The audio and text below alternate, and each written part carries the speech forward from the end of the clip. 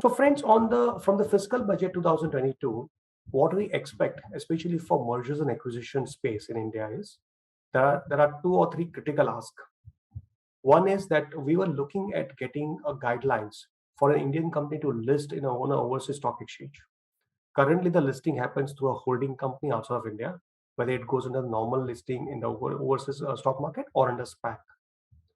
I think it's critical for India to actually come out with the detailed guidelines wherein an Indian company, how it can get listed on overseas stock exchange. It's actually an ask from the industry as well. And there are many clients or many technology firms. Let me put it fintech and some of the technology firms which are waiting for these guidelines for a long.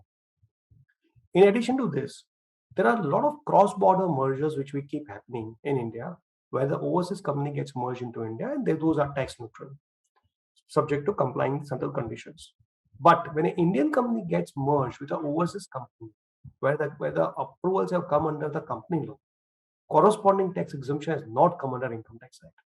I think it's a need of a day to get a corresponding tax exemption under the tax laws to say that an Indian company, when it gets merged with an overseas foreign company, under company law and under tax law, it is easy to do and it is tax neutral.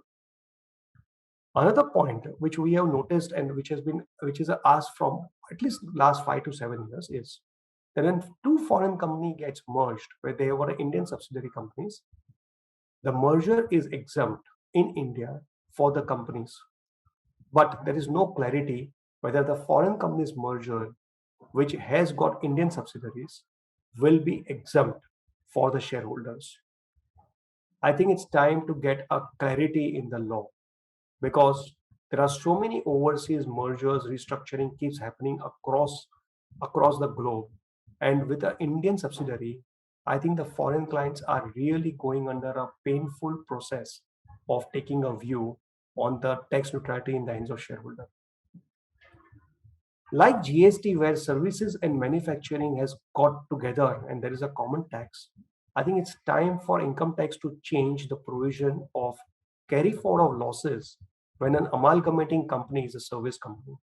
Today, there is an industrial undertaking condition which is required to be fulfilled for an amalgamating company to carry forward and set off the loss on merger. I think it's time where we actually give up this kind of conditionalities and keep it open for a service company or a manufacturing company which is getting amalgamated with another company to allow carry forward and set off of losses.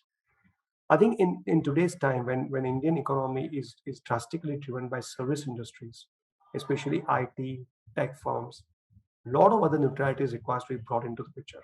But these are some of the top asks. Thank you.